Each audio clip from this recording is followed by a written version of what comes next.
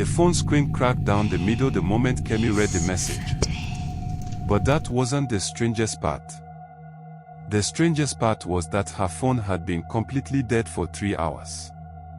She stared at the glowing device in her trembling hands, watching as ancient Yoruba symbols slowly appeared across the broken screen, writing themselves in golden light. The symbols paused like a heartbeat, and with each pause, the temperature in her Lagos apartment dropped another degree. Her breath came out in visible puffs as she read the impossible message that had somehow reached her switched-off phone. The one who disturbs the sacred grove shall answer to the ancestors. 7 days. 7 warnings. 7 chances to undo what should never have been done. This is your first. The message wasn't signed, but Kemi knew exactly who had sent it. Or rather, what had sent it. Because the sender's name showed up as something that made her blood freeze. Aya Agba of the Sacred Grove, last seen 847 years ago. As she watched in horror, her cracked phone screen began to bleed. Real blood. Dark red drops that smelled like rust and old earth started seeping from the cracks, dripping onto her white bedsheets and staining them crimson. The ancient symbols grew brighter, so bright they hurt her eyes, and then the phone exploded. Glass shards flew everywhere, but not a single piece touched Kemi. Instead, they hung in the air around her like frozen raindrops, each shard reflecting not her face, but the face of an ancient Yoruba priestess with eyes like burning coals. The priestess's mouth moved, speaking words in old Yoruba that Kemi somehow understood despite never learning the language. You have 3 days left to fix what your greed has broken, child of the new world. Then the glass shards fell like rain, and Kemi's world went dark. But to understand how a simple WhatsApp message had awakened something that should have stayed sleeping forever, we need to go back 3 weeks earlier, to the day when everything started to go wrong. 3 weeks earlier, Kemi Adebayo was not the kind of person who believed in old stories. At 25, she was a modern Nigerian woman living in Lagos, working as a social media manager for a big tech company. She wore designer clothes, drove a nice car, and lived in a fancy apartment in Victoria Island. She had left her small village in Osun State years ago and never looked back. All that old village nonsense, she would tell her friends when they warned her about respecting traditions. We're in the 21st century. Nobody has time for stories about spirits and ancestors. Her grandmother, Mama Folik, had tried to teach her about their family's history many times. But Kemi was always too busy checking her phone, posting on Instagram, or planning her next career move to listen to what she called old people's tales. Kemi, her grandmother would say in her gentle but firm voice, there are some things more important than likes and followers. Our family has a responsibility too. Mama, please, Kemi would interrupt, not even looking up from her phone. I'm trying to build a real life here. These old stories won't pay my bills. But 3 weeks ago, everything changed when Kemi received a call that would lead her down a path she never could have imagined. Miss Adebayo. The voice on the phone was crisp and professional. This is Mr. Johnson from Sterling Property Development. I have some interesting news about land your family owns in Osun State. Kemi almost hung up. She had no interest in village land. But something in the man's tone made her listen. We are prepared to offer your family 50 million naira for the land, Mr. Johnson continued. It's quite a generous offer for such a remote area. What kind of land are we talking about? She asked, trying to keep her voice steady. It's about 10 hectares in the forest near your ancestral village. According to our records, your grandmother is the current custodian, but as the youngest adult in the family, you would have the right to make decisions about its sale. Kemi knew the land he was talking about. It was the place Mama Folik always called the Sacred Grove, a thick patch of forest that had been in their family for hundreds of years. Her grandmother had always been very serious about that land, saying it was not to be touched or sold under any circumstances. The land has never been developed, her grandmother had explained years ago. It is protected by our ancestors. It is where they rest, where they watch over us. To disturb that place would bring great trouble to our family. But sitting in her modern apartment, surrounded by her expensive furniture and gadgets, those warnings seemed like silly superstitions. 50 million naira was real. Ancestor spirits were not. I'm interested, Kemi told Mr. Johnson. But I need to speak with my grandmother first. Of course, he said smoothly. But I should mention that we have other potential sellers in the area. This offer won't last forever. After she hung up, Kemi couldn't concentrate on anything. 50 million naira kept echoing in her mind. She imagined the life she could build with that money. The freedom it would give her. The respect she would earn. That evening, she called her grandmother.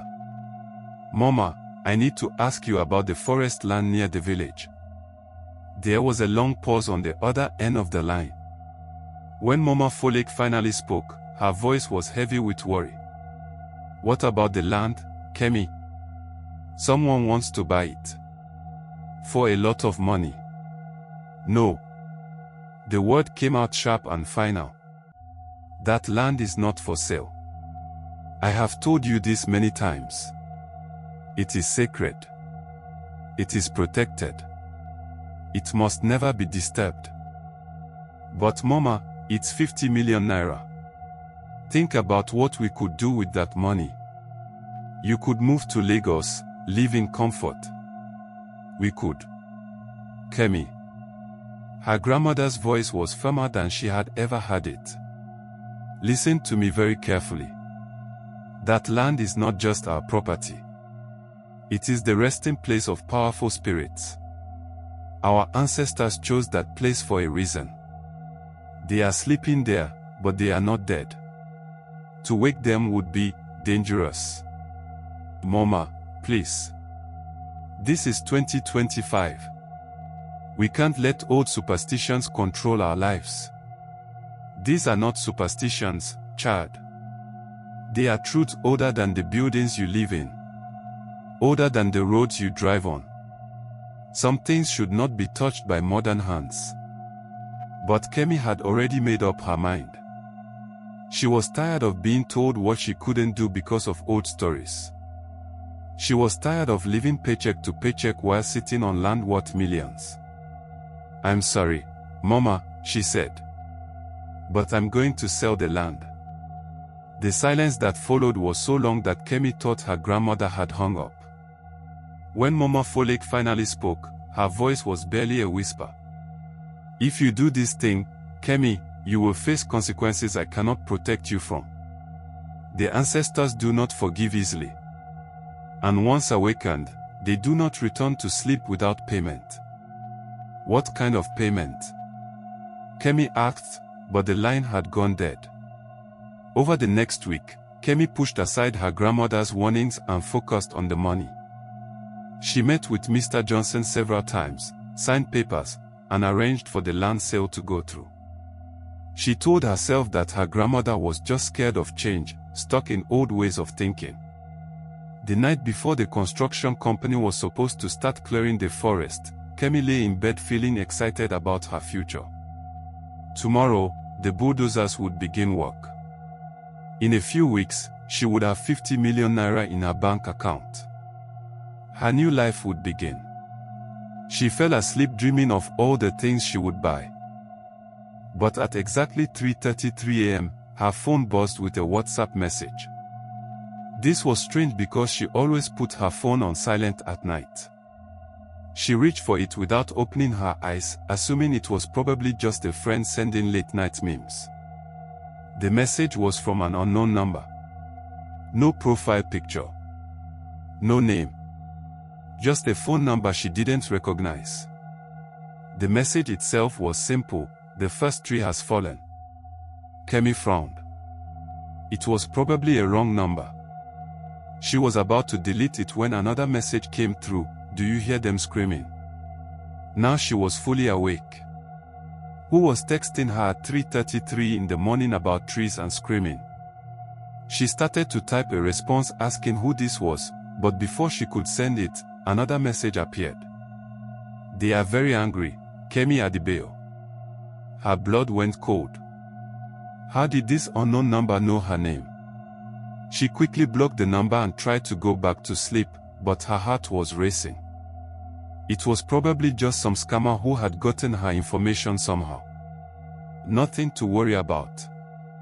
But sleep didn't come easy. Every time she closed her eyes, she heard strange sounds, like wind blowing through leaves, but there was no wind outside her apartment. Like voices whispering in a language she couldn't understand, but there was nobody else in her room. At 5 a.m., she gave up trying to sleep and made herself coffee. As she sat at her kitchen table, watching the sunrise over Lagos, her phone buzzed again. Different number this time. But the same unknown sender style, no profile picture, no name. "The second tree has fallen. The roots run deeper than you know." Kemi deleted the message and blocked this number too. But even as she did, she felt a strange chill run down her spine. 2 messages about falling trees on the same night she had signed papers to clear a forest. It had to be a coincidence. At 8 a.m., Mr. Johnson called.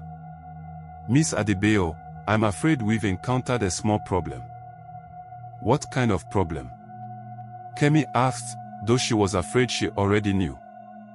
"Our clearing crew went to the site early this morning to begin work.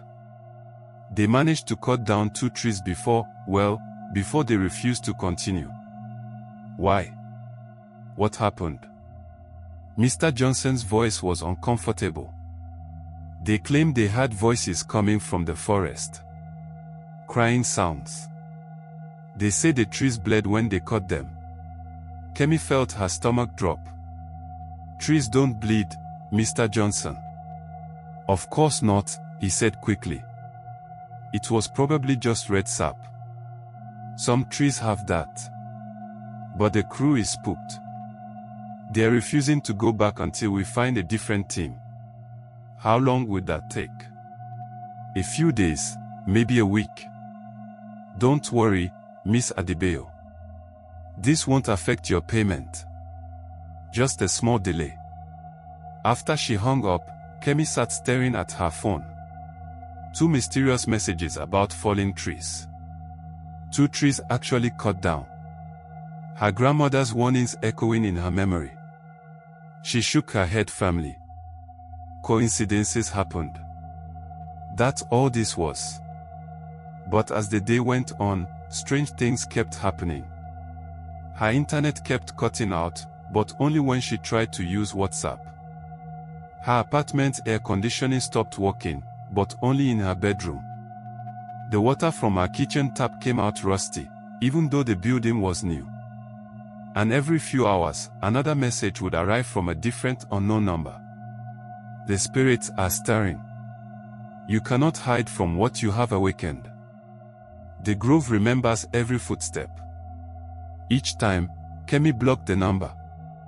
But they kept coming from new numbers, as if someone had an endless supply of phones.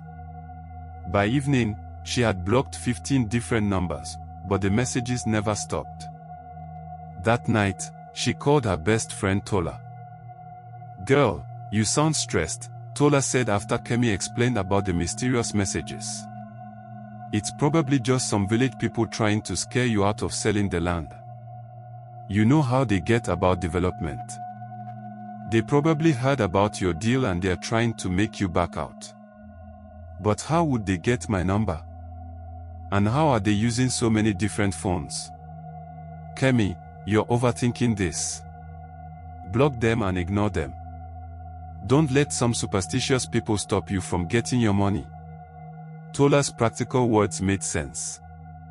Kemi felt better after their conversation. She turned off her phone and went to bed early, determined not to let pranks and coincidences ruin her good fortune. But at exactly 3:33 a.m., her phone turned itself on.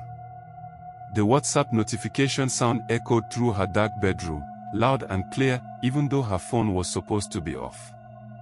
Kemi sat up in bed, her heart pounding. She reached for her phone with shaking hands. The message was different this time. Longer. And it wasn't in English. The text was in Yoruba, but somehow, Kemi could read every word as clearly as if it were written in English. The message filled her screen, and as she read it, the words seemed to glow with their own light. Omomi, daughter of my blood, you have awakened those who should sleep. The trees you have cut were not just trees. They were guards, placed by your ancestors to keep the ancient ones contained. Now the first barrier is broken. The spirits are free to walk between worlds once more. You have 6 days to undo what you have done, or face the consequences of your actions. This is your second warning. Do not ignore the third. Kemi's hands were shaking so hard she almost dropped the phone. The message was signed with a name that made her soul feel cold, Aya Agba Folik, keeper of the sacred grove, your great-great-grandmother who died protecting what you have destroyed. But that was impossible. Her great-great-grandmother had died over 100 years ago. Dead people didn't send WhatsApp messages. As she stared at the screen, trying to make sense of what she was seeing, the message began to change. The Yoruba words rearranged themselves, forming new sentences. Do you remember the stories I told you, child? Do you remember why we guard the grove? The spirits that sleep there are not our ancestors. They are older, hungrier. They were locked away for good reason. And now you have given them a door back into the world. Kemi's apartment was now so cold she could see her breath. Ice was forming on her windows, even though it was a hot Lagos night. And somewhere in the darkness of her room, she could hear something that sounded like footsteps. Slow, deliberate footsteps. Like someone walking on dried leaves. But her apartment had tile floors. The footsteps were getting closer to her bed. Kemi grabbed her blankets and pulled them over her head, squeezing her eyes shut like a child hiding from monsters. But the footsteps didn't stop. They circled her bed once, twice, 3 times. And with each step, she heard a voice whispering her name. Kemi. Kemi. Kemi. The voice was old. Ancient. And it was coming from right beside her ear. She opened her eyes and screamed. Standing next to her bed was the outline of a woman in traditional Yoruba dress. But the woman had no face. Where her face should have been was just empty darkness, like looking into a deep well at midnight. The figure raised one transparent hand and pointed at Kemi's phone. Another message had appeared, look outside your window.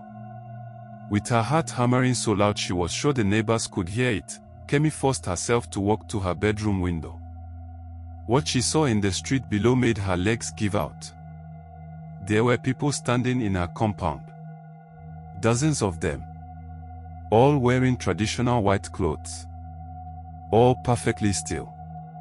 All looking up at her window. But these weren't normal people. They were transparent, like ghosts in old movies. And they were all holding cutlasses and machetes that gleamed silver in the streetlight. As Kemi watched in terror, more figures began appearing. They materialized out of thin air, stepping out of shadows that shouldn't have existed under the bright streetlights. Soon there were hundreds of them filling the entire street. All of them staring up at her. All of them waiting. Her phone buzzed one more time. The final message of the night was the shortest and most terrifying yet. We are coming for you, Kemi. And we are bringing friends. Then every single figure in the street raised their weapons and pointed them directly at her window. That's when Kemi realized that selling the sacred grove had been the biggest mistake of her life. But by then, it was already too late to take it back. The ancient spirits were awake. And they were very, very angry.